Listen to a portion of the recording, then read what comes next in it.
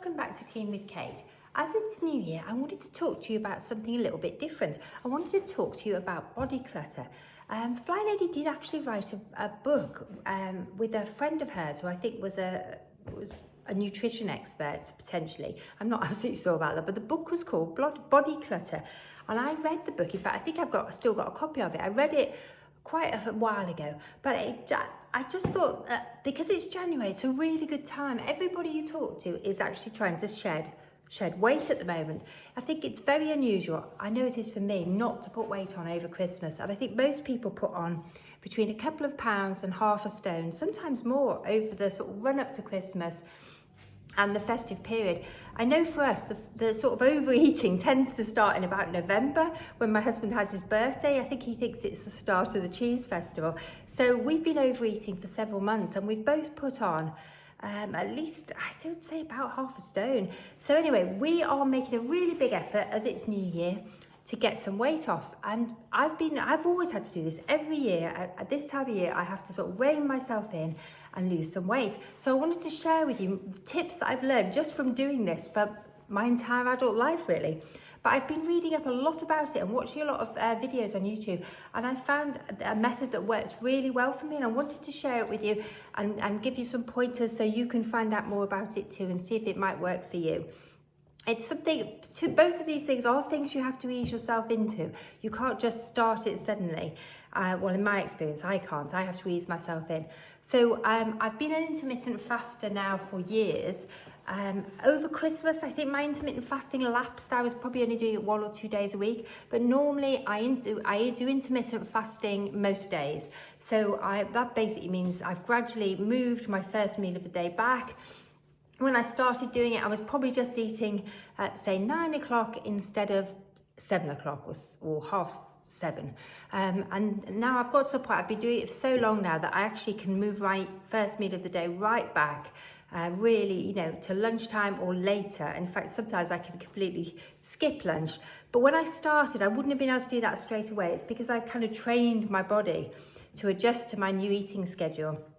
And in fact, now, if I try to eat early in the morning, it just makes me feel sick because my body's got used to not eating then. So in the morning, I just drink water and I drink black coffee, but I do not eat. But I say I've built up to that over many years. There's a lot of really good books on intermittent fasting. There's a lot of really good information out there on intermittent fasting. One person that I've read a lot of information from and watched a lot of videos by is Jason Fung, Dr. Jason Fung. He's really good on the subject. And Michael Mosley, of course, the really well-known British doctor who sadly died last year, he also wrote quite a lot of books on intermittent fasting and the 5-2 diet and all sorts of things. So his information is really useful. So I started after reading one of Michael Mosley's books, and actually I've probably taken it further now so that I intermittently fast most days. And at this time of year, I can usually be quite strict, because I've been doing it for so long. The other thing that I've really found benefits me and helps to shed weight quickly is to reduce my carbohydrate intake. And the information that Dr. Jason Fung has put out there is really good.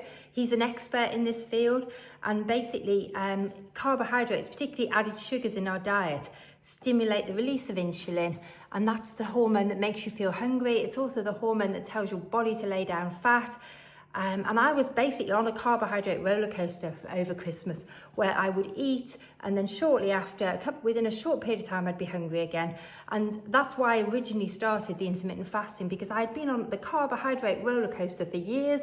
I used to think there was something wrong with me. I'd talked to my husband about it many times and said, I think there's something wrong with me. I literally eat my breakfast and then a couple of hours later, I'm ravenous, I'm having to have a snack, or having to eat again. And I'd been living like that for a long time and having a recurring, weight problems, finding it really difficult to lose weight. And this has transformed my sort of life, really, learning about this and learning how to switch off that hunger by using both intermittent fasting and reducing my carbohydrate intake. I haven't given up carbohydrates entirely because I find it really, really difficult to do. And also when I am losing weight, which I am at the moment, I've actually lost 6 pounds, I think, since, I can't remember which day I started it on, but fairly quickly. And I have scales that measure body fat and they measure visceral fat. My visceral fat has dropped down from 5 to 4, which I'm really pleased about. And my total body fat has dropped down. I find these scales really motivating. And they really help me to keep a check on my weight. I do weigh myself every day. And over Christmas, it had been going up and up and up. And I just thought I've just got to rein myself in. Other tips that if you're thinking of doing this, the things you need to be aware of if you're cutting down your carbohydrates is your body likes carbohydrates. It's used to eating a lot of carbohydrates and it's used to eating frequently. So you may get sort of almost a withdrawal. People who do the keto diet, it's known as keto flu. And it can be quite unpleasant. I have experienced that in the last few days, and I've found I've had to drink a lot more fluid than normal. And I think it would be hard to sustain it long term for me. But who knows? I think I am going to keep my carbohydrate quite low intake for January, and I'm going to keep going with the intermittent fasting because that works really well for me. It means I've reduced my eating window. So I don't eat anything after 8 p.m. in the evenings because I'm a terrible evening snacker. If I start snacking after 8 o'clock, I can eat my whole calorie intake for a day just in a 2-hour window. So I'm trying really hard not to snack after 8 o'clock. We've also gone alcohol free. And we're also trying to be more plant-based as well. So it's going to be quite a challenging January. You're going to have to wish us luck. So we're going alcohol free, reducing our meat and dairy intake and eating more vegetables. And we're also trying to reduce our sort of processed carbs. So we're cutting out all ultra processed foods, we're cutting out added sugar, and we're not going 100% because I think it's really difficult. I find it really difficult to do it 100%, but we're really, really cut down from what we were doing. And we're already both feeling the benefits. Mike's lost, I think, 3 or 4 pounds, and I've lost 6 pounds since we've been doing this. When you first start to do this, you will get a really fast weight loss. And a lot of that is water, sadly. It's not all fat, because you store a thing called glycogen in your liver. And when you start to diet, the first thing that gets used up, I believe, is your glycogen. And when you use that up, a lot of water seems to go with it. It seems to hold on to water. So you get a quite rapid weight loss initially, and then it slows down. So I'm already in the slowed down bit. But I was really excited this morning when I got on my scales and it said my visceral fat had dropped from 5 to 4. So that's really, really exciting. Some other members of our family are also doing this. And I must admit, those scales are incredibly motivating. And the other thing that's really motivated me is looking at some information and videos on YouTube that actually show what visceral fat looks like. Because I must admit, I didn't really know what it looked like, which is a bit bad, isn't it? Been doing this and talking about visceral fat and didn't actually know what it looked like. And golly, when you see it is really shocking what the visceral fat looks like. There's some really good videos on YouTube showing it. They're not for the squeamish, I'm warning you, they are quite gross and usually involve looking at sort of dead bodies. But it's quite shocking how the visceral fat goes around your organs, how it goes around your heart. And it does help to explain why it causes so many symptoms and why it causes things like high blood pressure and heart problems and all sorts of diabetes, because the fat around your organs, when you physically can see what it looks like, you think, oh my goodness, it is really shocking. I was really, really surprised. And just seeing that and listening to stuff by, say, Dr. Jason Fung has really helped to motivate both of us to be much more on it and to be much more focused on our diet, so that we can go into 2024 feeling healthy. At the end of December, we'd both been feeling fat and unhealthy, and we were drinking too much and we were eating too much and we were quite lethargic. So it's really nice to be feeling much more positive. And January is a really good time to rein yourself in. I think we all overindulge in sort of November and December. I think it's very unusual for people not to overindulge at this time of year.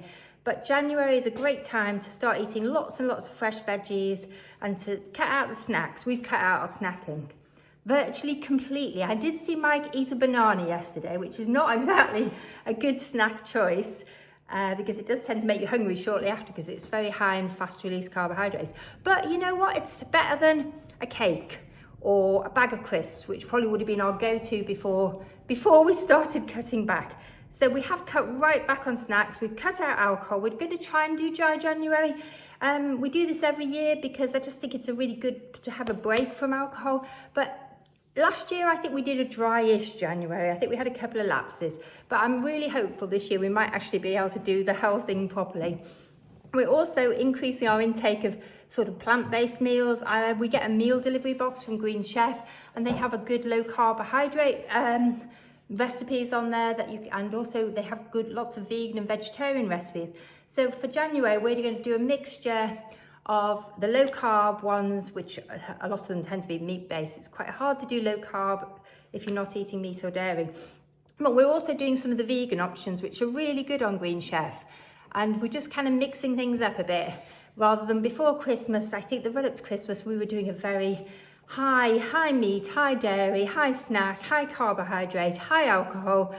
Not a great diet, but you know, we're not perfect. Sorry, I've got messages coming up on my phone. We're not perfect. So we want to make progress this January. And I just wanted to share this with you because FlyLady does talk about body clutter and also about self-care. And those things, you've got to look after yourself as well as the house. So I just wanted to share what I'm doing this January for my self-care and to reduce my body clutter. Because a fat on your body is like clutter in your house. And it doesn't make, it's just that my clothes are too tight. I'm struggling to get in my dungaree dresses. My coat, I'm struggling to do my coat up. So I really need to rein myself in. So anyway, I hope this might have inspired some of you to join me. Anyway, let me know what you're doing this January. Are you reining yourself in? And let me know how you're getting on. I love to hear from you. Anyway, thank you for joining me while I just talk about body clutter. Anyway, if you're enjoying the videos, please like, comment and subscribe. It's really appreciated. Anyway, bye for now.